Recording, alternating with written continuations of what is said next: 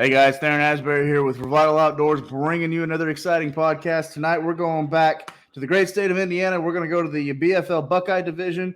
We're going to interview Mr. John Barnett. John was lucky enough to get a top 10 finish last year in the Indian Lake BFL event. So we're very excited to talk to John. That same tournament's coming up this weekend. He's going to give us a little insight about his tournament last year, what he predicts for this year. A lot of great content coming up your way for the Buckeye Division BFL anglers. Before we get started, Revital Outdoors is very excited to announce we are still accepting entries into our $2,500 giveaway. This giveaway is going to be a prize package that every angler out there is going to want to take part in to try to win. We've got great companies such as Flambeau Outdoors, Costa Del Mar, Seaguar Line, The Rod Glove, Strike King Lose, and Tackle Warehouse in on this giveaway. So a great prize package for any angler out there. All you have to do to enter, hit that link at the top of the description right below this video. That will get you in. Just takes 3 seconds. And again, that angler will be selected. That lucky angler will be selected to win that package at the end of the BFL season. Check us out on Facebook and Instagram. That's Revital Outdoors. Subscribe to our YouTube channel. And finally, if you've never heard of Revital Outdoors, we are a premium CBD company. We offer premium CBD products to all the outdoor enthusiasts. Things. Check them out on our website. That's www.revitaloutdoors.com. And you can purchase them directly off there as well. That being said, let's go ahead and bring John Barnett straight into the studio. John, how you doing this evening, bud? Pretty good. How about you? I'm doing good. So, man, Indian Lake, not really like a whole lot of anglers have heard of. Did a little research on it myself. Seems like a very phenomenal fishery. Really holds its own in tournaments. Has produced some bigger bags in the years past. Seems to really shine this time of year because you are getting into that post-spawn period. So tell us a little bit about it, and how were you able to put your tournament together last year? What makes Indian Lake so special? And then maybe a little bit about what you predict for this year.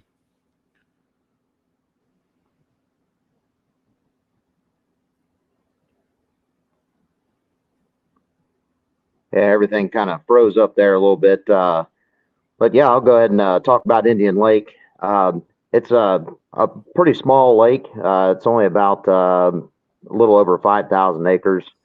Gets a lot of tournament pressure. That's probably one of the toughest parts of fishing the place. I know this weekend, we've got the BFL, and I got several club tournaments, and I've heard something about a large kayak tournament, all on Indian Lake this weekend. So it's beat to death. Just pleasure boaters, pleasure fishermen, and tournament fishermen. So, and it's really tiny. That's it seems like if you can overcome that and get used to fishing in a big crowd, it's not too bad. It does have some really big fish in it. Like right now, everybody's talking a lot about the grass. There's a big grass growth problem that we've got on the lake. The state's doing a lot to work through that. I like the grass, but it is getting a little bit out of control. It's so thick, but it's making navigation really hard just to drive your boat. And then when you do get to where you want to fish, your trolling motor's gummed up the whole time. And so it's I think that, definitely you can't go anywhere on the lake without dealing with the grass. Even if you're fishing boat docks or rocks or anything, they're still covered in grass. So, yeah, just the normal grass tactics are going to play heavily in this one. And, I don't think it'll just be one thing. I think it'll be a lot of different baits. We'll see a lot of guys catching them different ways.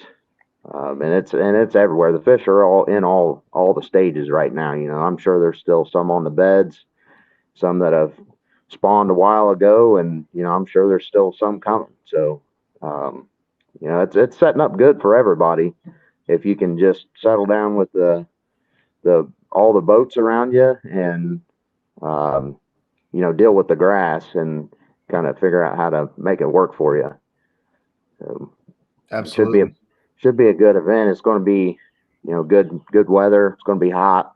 Not supposed to rain or anything. So I know here in Ohio, we've had a really, really slow start to the spring and summer. I mean, I've fished a couple tournaments in snowstorms this year, so it's nice to be able to fish in shorts. You know, Finally fishing shorts. yeah, and that's still, even though they say it's not a guarantee. It rained here a lot today, so I was bundled up my rain suit most of today out practicing. So the lake changes every year so much, and I was fortunate enough to win one here in 2020, and the stuff that I was doing then, you can't even do it now. It's just not going to play. It might for somebody else, but it's not for me. Right. I'm a local here on the lake, so I get a lot of time on Indian Lake, and it's just amazing how much it changes from year to year, and really week to week, with all the grass, and a lot of it's floating. So if you get big changes in the winds, or if you get a big rain and it pushes current through the lake, you might go back to a spot that you were in 2 days ago, and it would be totally different. So it's going to be all about making adjustments. When you get out there, and really, I know myself, I'm really interested in seeing how all these boats are gonna fit into this lake, because the lake fish is really tiny anyway, and with potentially 300 to 500 boats on the lake at the same time, that's going to be pretty rough.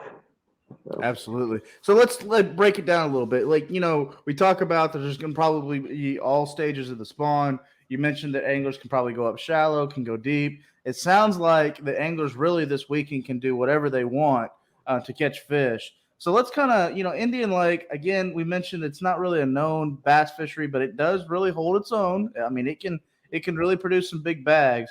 For, let's just say, when we think about, for instance, coming down to Florida, we think about throwing Cincos, swim jigs, chatterbaits. When we think about going to like Lake Sam Rayburn in Texas, we think about DT10s, DT6s, throwing a big worm. What's Indian Lake kind of known for as far as like going shallow and going deep? Not necessarily specifically what you're doing and giving away what, you hone in on, but what are you, if you take a consensus of guys that are fishing deep and consensus of anglers fishing shallow, what are they doing with each different, depth range? Well, Indian Lake only averages probably about 2 to 3 foot deep. Really? Wow. It's a really shallow bowl. Yeah. Oh, wow. I'm not for sure on what the deepest water is, but it's around 10 foot, and it's very small sections of the lake. So it's like a big swimming pool. Yeah. It's nuts that anything even lives in it, because sometimes in the winter, we're central Ohio, it'll get you'll get 14 inches of ice, and you're thinking to yourself, well, this ice goes all the way to the bottom of the lake. Right. But it so the deep water stuff, it's there is no deep water, and really, so Indian Lake is definitely a shallow water fishery. And I wouldn't say that it's known for like one specific thing. It's always had a lot of lily pads and a little bit of grass in it. The grass has gotten out of control this year and last year too. So anything that will deal with the grass is going to be a major play. There's wacky worming, like with a Cinco, stick bait, something like that. I'm sure that's going to catch a lot of fish. A lot of guys throw a frog on Indian Lake. You can flip the grass, and there's still opportunity to do other things. There's, with the state removing some of the grass, I'm sure they're working on it every day. So I'm sure portions are opening up to where you might be able to throw a moving bait or something like that. But and people throw swim jigs and stuff like that, swim worms. I think it's pretty close to what you would do on like a southern grass filled lake. Just we're dealing with northern strain largemouth that are definitely a lot smaller, but a little bit easier to handle weather conditions. They're not as picky. Okay. As far as weight goes this weekend, what do you predict it's going to take to win? What do you think a check is going to take as well? It's going to be Indian's a really hard lake to judge because it's very day to day. Some days you'll go through an area and they bite really good. You go back the next day and nothing. And but I'm kind of thinking to myself that I wouldn't be too sad. With 10 pounds, I think is going to get you a really nice check. It's not going to win. This is a lake that's, there's so many guys that, fish this as their home body of water that are in this tournament and they've been fishing it for years and years. Mm-hmm. Somebody's going to get a good bag. And, that's relative to where we're at in Ohio. So, that 12 to 13 pound range, Indian does throw a big bag out every once in a while. I mean, we've seen bags close to 20 pounds or, a couple bags over 20 pounds. So they're definitely in here. Just with the amount of pressure and with, the fish all in different stages, I don't see it being, I wouldn't be surprised if somebody brought in a 15 or 16 pound bag, but I don't think so. I know I would be pretty excited if I had about 13 pounds, but Okay. I think that usually the cutoff for a check is usually, high 7 to 8 pound range. I think we're going to have some pretty big numbers in this tournament, so they'll probably pay pretty far down.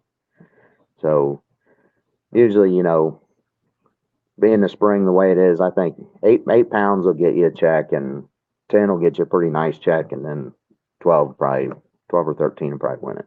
Absolutely. Let's take another step, a different approach, I guess you could say, not another step. What about as a co-angler? It sounds like to me a co-angler can literally get in any boat he wants this weekend and throw a wacky worm all day long and be successful with the shallow water, fish moving around a lot, doing a lot of different things. What's a couple of techniques a co-angler needs to think about to be successful this coming weekend? Well, if I was fishing non-boater, I would, stick with, probably 3 different techniques, something on top, something in the middle, and something on the bottom. And I would just do the exact opposite of what your boater's doing.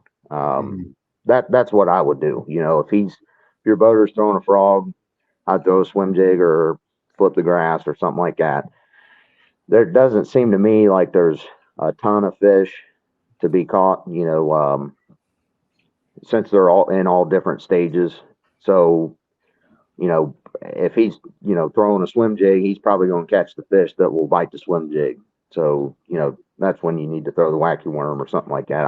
I would just stick with something different than what your boater's, primarily using. Absolutely. So, well, John, you've given us a lot of insight to Indian Lake, there where you live. Again, for all the listeners out there, you've been talking to Mr. John Barnett, a top 10 angler from the BFL Buckeye Division tournament on Indian Lake last year. Before we let you go, John, I took a little bit of time to research your social media. You've got a lot of great family that supports you, a lot of great sponsors, it seems like you have a very good group of friends that, kind of travel around together there in the Buckeye Division. So anybody you'd like to give a shout out to before we let you go? Yeah, just, I'd like to, thank all my friends and family for, all the support and all the help and stuff. And definitely my wife, just, can't do this kind of stuff without a good family or good friends. It makes everything a whole lot easier. And just got to thank God, for putting me in the positions that he has and allowing me to do what I love to do, Absolutely. So, well, John, really appreciate you coming on the podcast. Before we let everybody go, make sure you subscribe to our YouTube channel. That way you get notified when all of our content is being dropped. And also, you've been watching the rotating banner below this video. Hit that link at the top of the description right below this video. Enter into our $2,500 sweepstakes giveaway. I promise every angler out there is not going to want to miss this one. And that lucky angler, again, will be chosen at the conclusion of the BFL season. From all of us at Revital Outdoors, I'm Theron Asbury. Thank you for tuning in to this podcast. Be safe out there. God bless. We'll talk to everyone very, very soon.